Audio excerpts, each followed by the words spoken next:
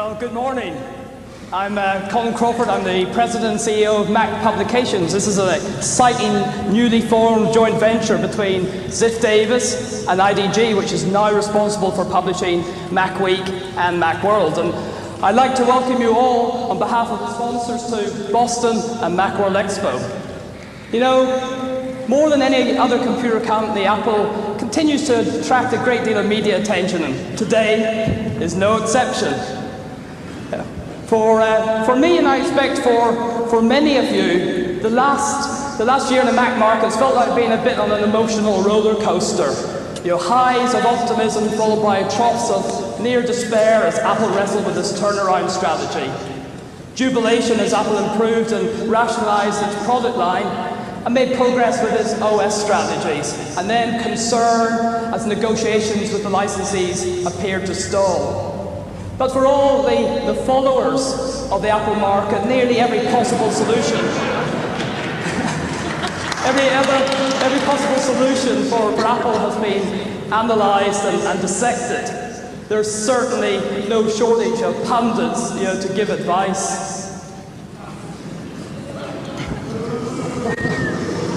Gil Amelio, Apple's former CEO, once remarked to me his frustration with the media coverage.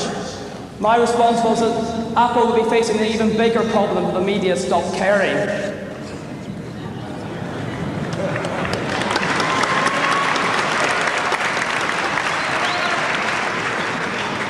Despite all the issues and problems of the past couple of years, the passion and loyalty remain. People want the Apple Macintosh market to be successful and return to a state of sustained profitability and growth. Today, I'm going to spare you my solutions for Apple, though having been in this market for over a decade, I've certainly some strong views. It's much more important that we all hear a vision for the Macintosh platform from Apple and other senior executives in the industry. What are future plans for hardware and software? What will persuade independent software and hardware vendors that the Apple market represents a solid business opportunity?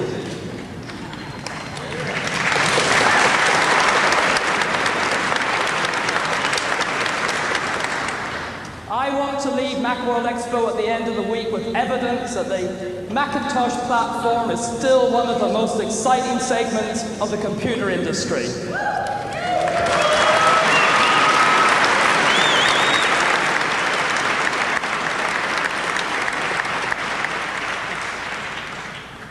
I want my belief reinforced that the Macintosh platform is not just relevant in today's marketplace, but the leading edge of technology.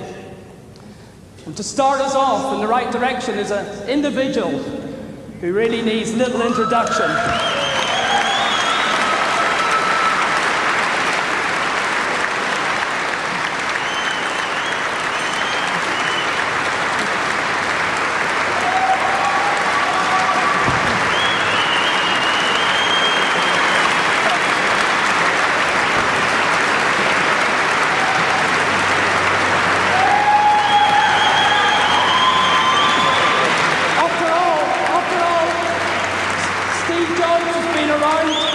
Since the very first Macintosh.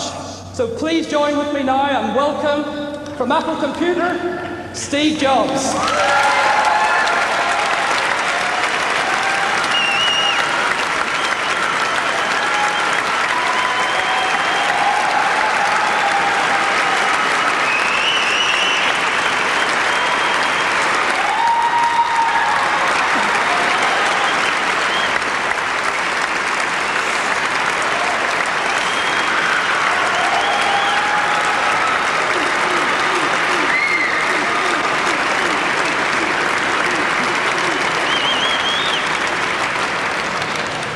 Thank you very much for that warm welcome.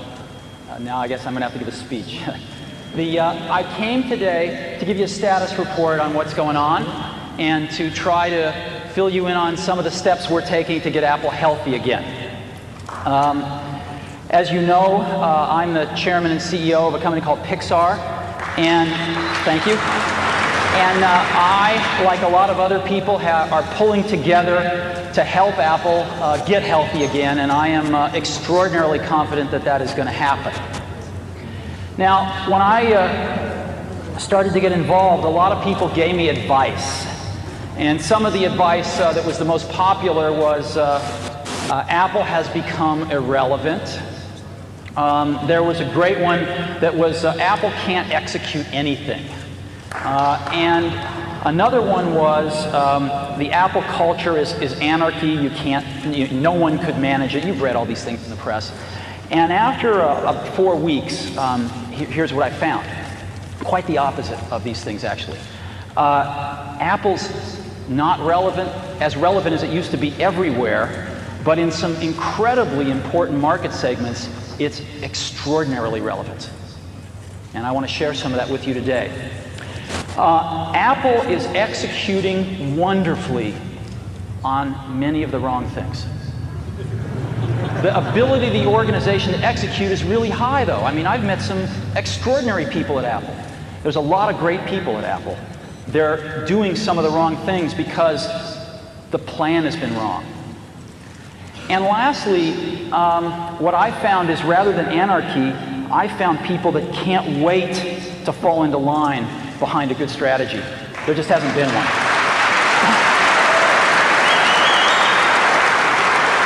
So,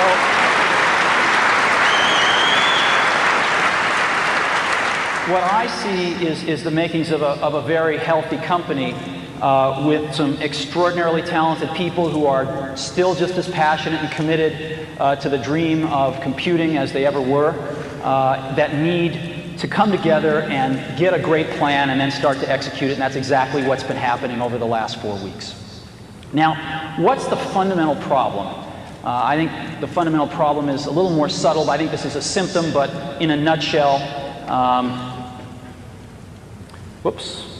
excuse me. In a nutshell, that's it.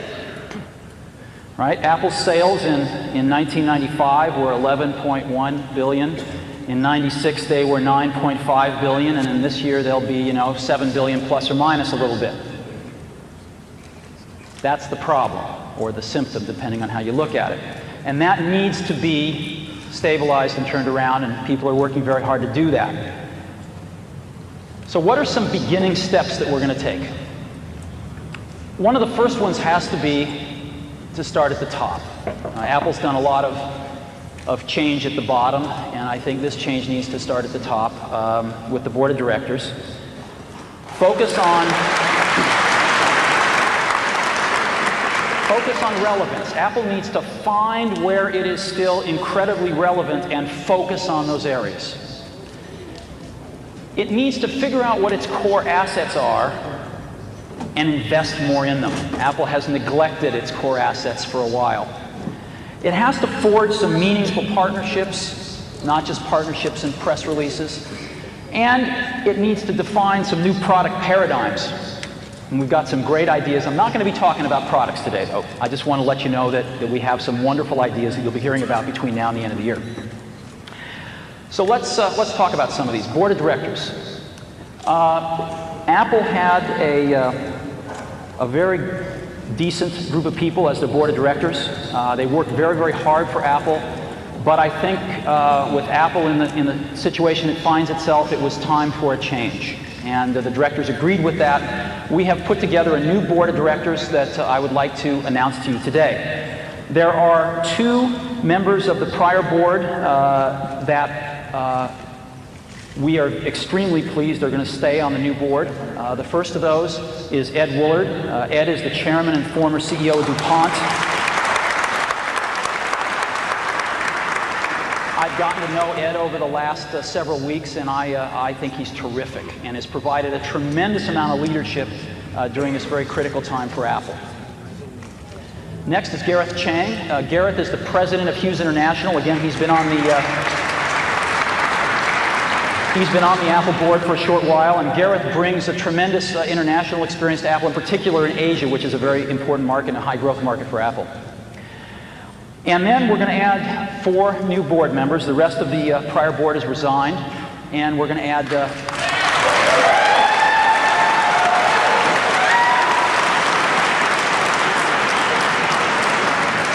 4 new board members to carry the company forward. The first is Larry Ellison, CEO of Oracle.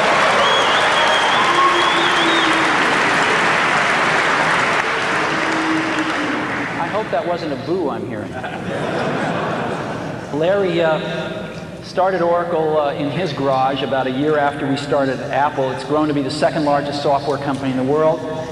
We would like to do a lot more in terms of software, and we thought having some software industry expertise would be a good idea on the board. Second board member, Jerry York, former CFO of IBM and Chrysler.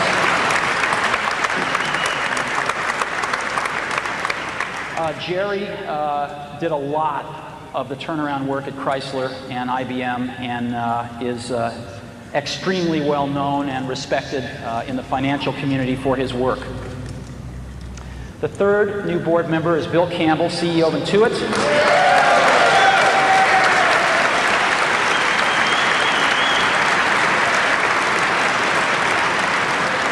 Bill, in addition to being CEO of Intuit, was formerly the Vice President of Sales and Marketing for Apple during some of its heyday, and also ran Claris, and is very familiar with some of the successes and some of the failures that Apple has had, and I think he'll be an extremely good board member. And lastly, I am joining the board as well.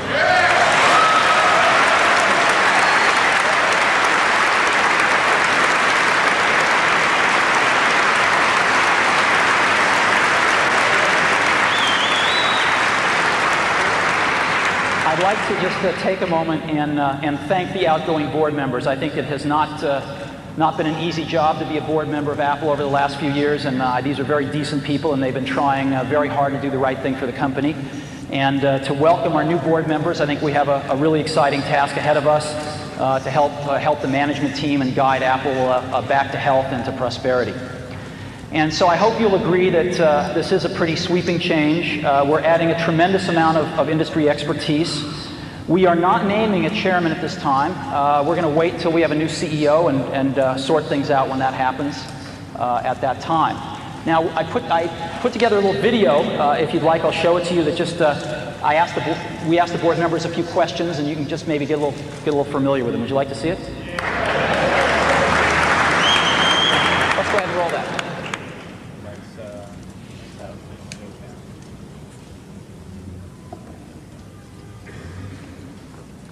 The old board has been associated with the past, and the past has been failure. The new board brings hope. The new group of people on the Apple board are all computer insiders. We've all been in the computer industry. Everyone knows that the computer industry changes at the speed of light.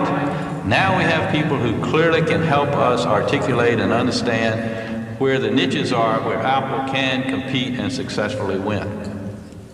So a lot of times we try to focus on ourselves, re-engineer ourselves internally, and we forgot sometimes who pays the bills. It's the customer out there pays the bills. One of the things that bothered me years ago was when they raised prices. I thought that was it made me think that Apple didn't understand the outside world. I think Apple needs to worry less about competing with Microsoft and worry more about doing things that are different. That's back to innovation. It's back to creativity. It's back to vision. No one's really going to believe Apple can be successful until we get the revenues and the costs back in line, and that means we got to start growing the revenues again. Companies have to look at everything they're doing and determine, what are core competencies, what are the core parts of the business. In a sense, Apple is trying to do too many different things. We need to focus on a handful of things and do them really, really well. Well, I was on the Citicorp board in 1991. The price of the stock was $9 a share, and there was many negative articles being written about Citicorp was going bankrupt. The price today is $130. Mainly because we did the fundamental things that were necessary to focus on the customer and focus on having a highly successful business. At Chrysler, we had to take nearly $4 billion out of the cost structure to get Chrysler fully competitive, particularly with the Japanese. I've seen this at DuPont, I've seen it at IBM, I've seen it at Citicorp. The success starts to generate additional success. Well, the confidence has to start with a clear vision. What are we trying to accomplish? What are we trying to do? You take that vision down to a strategy. People have to look at it and say, yes, they can do that. When a company lacks the energy, you can't do anything to the company. So I think with Steve and the new board members, first thing we need to do is inject tremendous amount of new energy, new thoughts. Apple has very strong positions in two market segments. First, education, and secondly, creative content. What other computer system has 20 to 25 million loyal, enthusiastic, committed users? Just building on that base, recapturing their dedication and strength because we're bringing out great products. Whenever you have a strong position in a market segment, you can capitalize on that. You know, Apple's the only lifestyle brand in the computer industry. It's the only company that people feel passionate about. You know, my company, Oracle, it's a huge company. IBM's a huge company. Microsoft's a huge company. But no one has incredible emotions associated with our companies. Only Apple is really a lifestyle brand. And companies can spend billions of dollars to build a brand. Apple does not have to do that. It's already been done. The important thing is to build products that are wonderful and, or as Steve would say, insanely great. And it's time to start building insanely great products. The biggest thing you can do is go out and buy a Mac. Do I use a Mac? Absolutely, I use a Mac. I have 3 of them in my home. I've been using a Mac since 1984, and I'm not about to stop. I probably own every single machine that Apple had ever produced, and I can tell you, no one can change me in terms of personally what machine I will use. It's gotta be a Mac.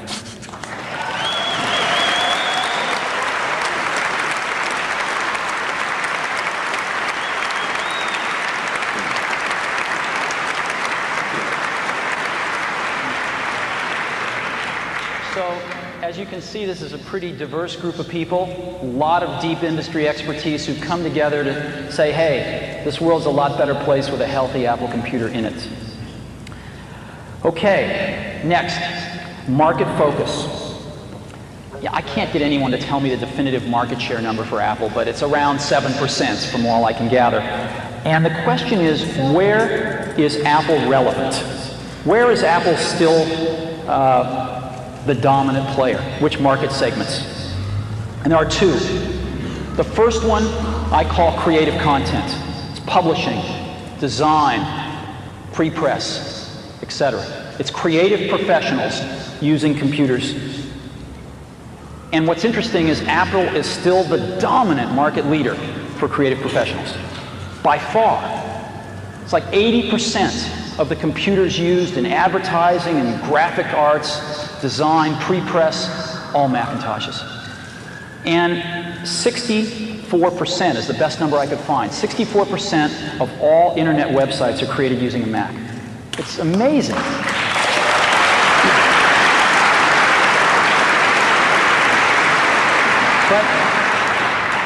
But we haven't been doing a good enough job here. As an example, there is something like 10 to 15% of Mac sales which can be traced directly back to people using Adobe Photoshop as their power app, right? When was the last time you saw Adobe and Apple co-marketing Photoshop? You know, when was the last time we went to Adobe and said, how do we make a computer that will run Photoshop faster? These things haven't been as cohesive as they should have been, and I think we're going to start proactively focusing much more on how we do these things.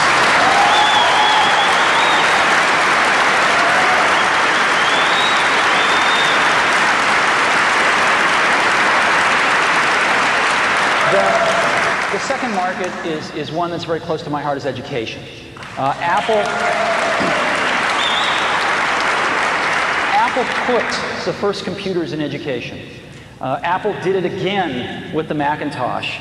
And Apple is still the dominant leader in education. Now, I'm going to ask you a question. Who is the largest education company in the world? Who's the largest education company in the world?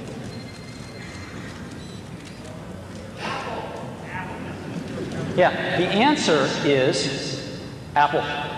Apple is the single largest education supplier in the world.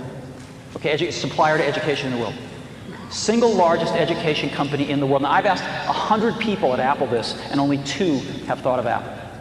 It's incredible the position Apple still has in education. 60% of all computers in education are Apple's. 64% of computers teachers use are Apple's. It's a $2 to $2.5 billion business for Apple every year. What an incredible foundation to build off of. What an incredible legacy to build off of.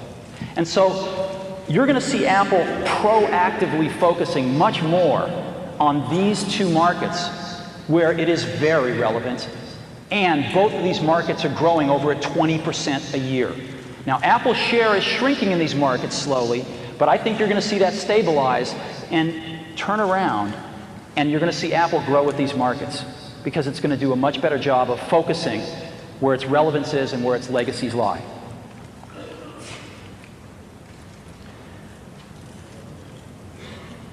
Next, core assets. As you know, Apple's greatest core asset is you all. It's the group of 20 to 25 million active users that believe that Apple products and Macintosh is still the best in the world.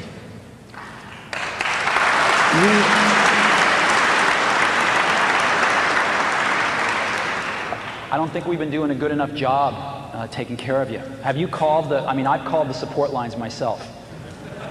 I've gotten very acquainted with the hold signal. And so I think we're going to see some changes there soon. And I apologize for anything in the past.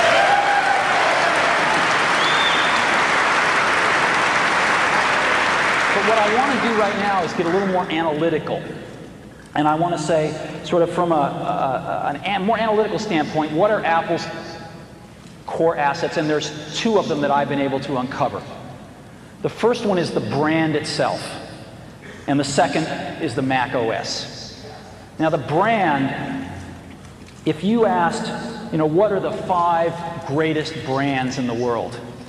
If you went out and you asked professionals this question, I think Nike would be on everybody's list, Coca-Cola would be on everybody's list, Disney would be on everybody's list, and Apple would be on everybody's list. We have one of the world's greatest brands, and we haven't paid much attention to it in the last several years, and I think you're going to see that start to change. And now I want to focus on the Mac OS. The Mac OS is an incredibly core asset to Apple, and we've been walking all over it. Most people think that we're about to abandon the Mac OS. Most people think that, Macintosh OS 8, which we just released, was codenamed Tempo, as you know, right? So we just released Tempo. Most people think our next release next year, which is codenamed Allegro, will come out, but then our next release will be Requiem. And it's crazy. It's absolutely crazy. The Mac OS is still the best thing in the world. It is still the best thing in the world. There are over 20 million active users. The number's a little closer to 25 million. There are thousands of developers, and there's $1.5 billion software industry built around this thing. This is one of the core assets of the company. And we are going to invest a lot more in it because we think it is an incredible asset and it has yet to really be fully exploited. Apple is about the Mac OS. We're going to be doing other things because we're creative people. But at the core, Apple is about the Mac OS. And all of the fears that I've heard of people that we're abandoning it are absolutely not true. Our latest release, Mac OS 8, I've got some really good news for you. We released this thing 2 weeks ago, and we have already sold 1.2 million copies.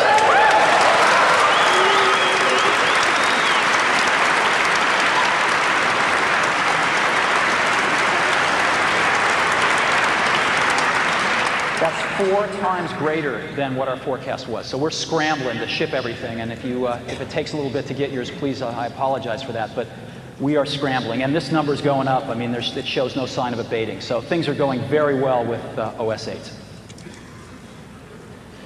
Now, I'd like to talk about meaningful partners. Apple lives in an ecosystem, and it needs help from other partners. It needs to help other partners. And relationships that are destructive don't help anybody in this industry as it is today.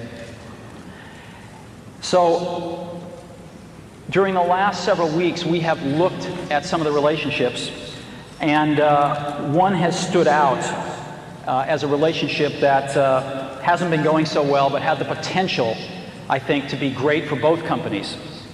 And I'd like to announce one of our first partnerships today, a very, very meaningful one, and that is one with Microsoft.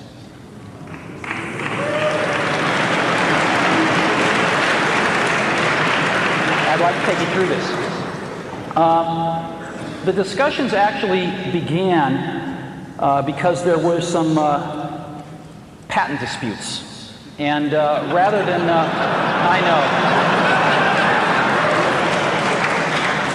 rather than repeating history, I'm extremely proud of both companies that they have resolved these differences in a very, very professional way. And this has led, I think, to an overall relationship that we're announcing today that's got several parts to it, and we're extremely excited about. First part of it is a patent settlement and cross-license. The two companies have reached a full cross-license for all patents that exist and for patents that are filed within the next 5 years, and it has been a very serious patent settlement.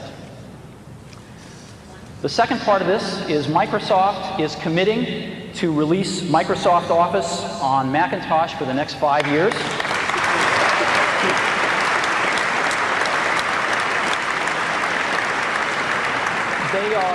They are going to release the same number of major releases as they release on Windows during that time. Their first release is they're going to target to have it out near the end of the year. It might slip a few months into next year, but they're working real hard on it, and it looks very, very good.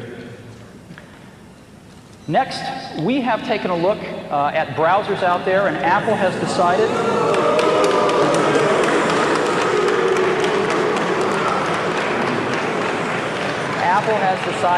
to make Internet Explorer its default browser on the Macintosh. Since we believe in choice,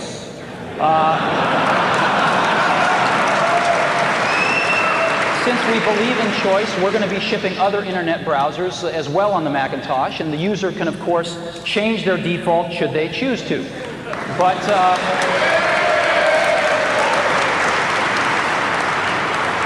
we believe that Internet Explorer is a really good browser, and we think it's going to make a fine default browser. Java. We are going to be collaborating with Microsoft on Java to ensure that we can get the best from each other and ensure that there's compatibility between our virtual machines. And we think that that will serve everybody's interests. And lastly, Microsoft is making an investment in Apple. Microsoft is buying $150 million worth of Apple stock at market price. It is non-voting shares, and they've agreed.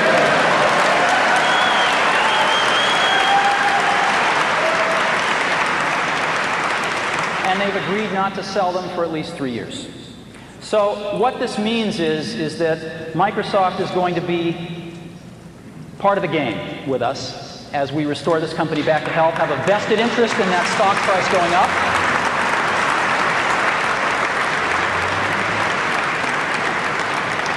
We're going to be working together on Microsoft Office, on Internet Explorer, on Java. And I think that it's going to lead to a very healthy relationship. So it's a package announcement today. We're very, very happy about it. We're very, very excited about it.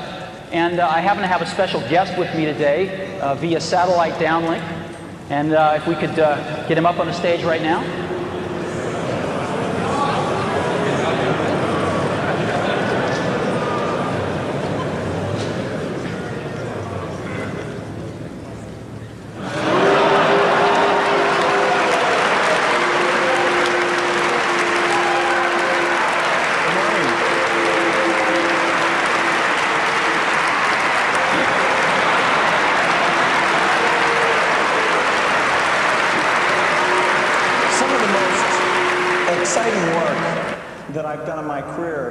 Has been the work that I've done with Steve on the Macintosh.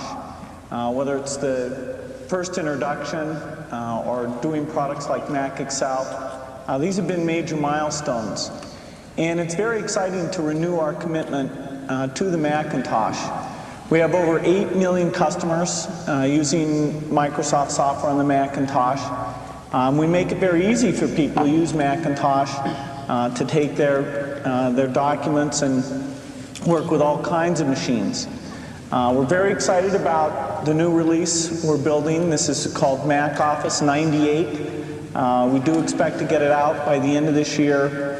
And we've got some real exciting features. It's a product that's going to require no setup. It's going to be an easy transition from people in the past. And I think it's going to really set a new benchmark for doing a good job with performance and exploiting unique Mac features. In many ways, it's more advanced than what we've done on the Windows platform. We're also excited about Internet Explorer. And we've got a very dedicated team that's down in California that works on that product. And the code is really specially developed for the Macintosh. It's not just a port of what we've done in the Windows environment. And so we're pleased to be supporting Apple. We think Apple makes a huge contribution to the computer industry. We think it's going to be a lot of fun helping out, and we look forward to the feedback from all of you as we move forward doing more Macintosh software. Thanks.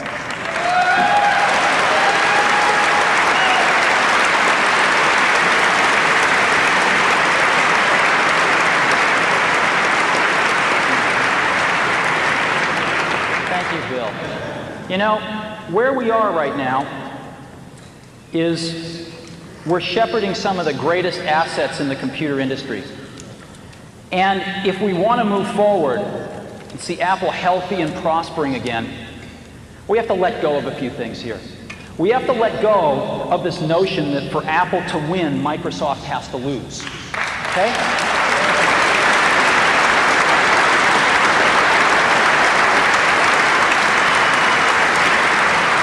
We have to embrace a notion that for Apple to win, Apple has to do a really good job. And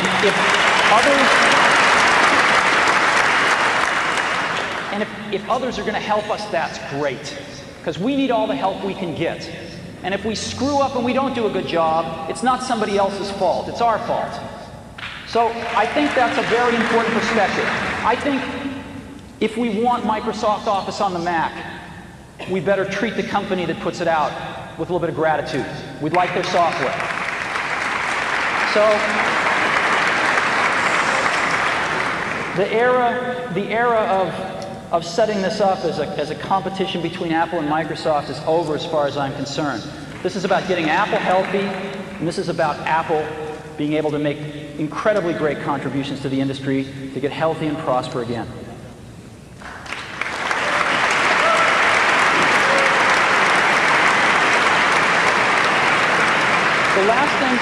The last perspective I'd like to leave with you on this is, you know, sometimes points of view can really make you look at things differently. When you hear a new point of view, like for me, when I was looking at the statistics, and it hit me that Apple is the largest education company in the world. That was like a bolt of lightning. That's huge. What an incredible base to build off of. Another bolt of lightning is that Apple plus Microsoft equals 100% of the desktop computer market. And so, whatever Apple and Microsoft agree to do, it's a standard. And I think that you'll be seeing us work with Microsoft more because they're the only other player in the desktop industry. And I think you'll be seeing Microsoft want to work with Apple more because Apple is the only other player in the desktop industry. So I hope we have even more cooperation in the future because the industry wants it. Lastly, I want to just talk a little about Apple and the brand and what it means, I think, to a lot of us. You know, I think you always had to be a little different to buy an Apple computer. When we shipped the Apple II, you had to think different about computers. I mean, computers were these things you saw in movies. They occupied giant rooms. They weren't these things you had on your desktop. You had to think differently because there wasn't any software at the beginning. You had to think differently when a first computer arrived at a school where there had never been one before, and it was an Apple II. I think you had to think really differently when you bought a Mac. It was a totally different computer, worked in a totally different way, used a totally different part of your brain.